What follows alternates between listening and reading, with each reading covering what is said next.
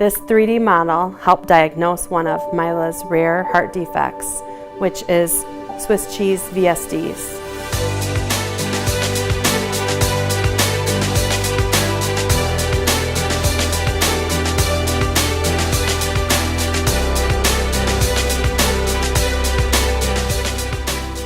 And what Swiss cheese VSDs are multiple holes at the bottom of her heart. And these holes cannot be just sewn shut because they are multi-dimensional. You don't really know where they start or where they end.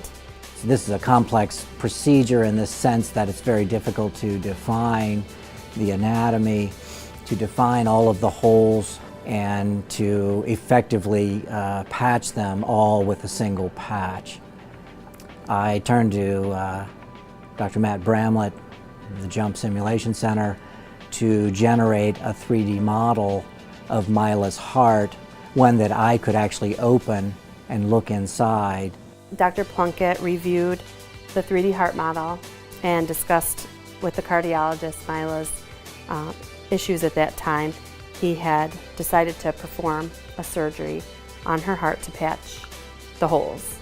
The anatomy in the operating room was, of course, exactly what I was anticipating to see. So this whole 3D modeling study up front not only allowed for a successful operation, but also probably made a more expeditious operation.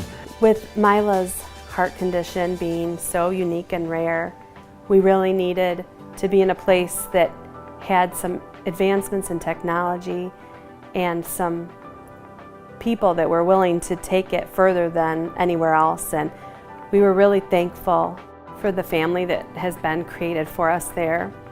We have an awesome team. We have awesome doctors, nurses, and Myla has received the best care and nothing but the best.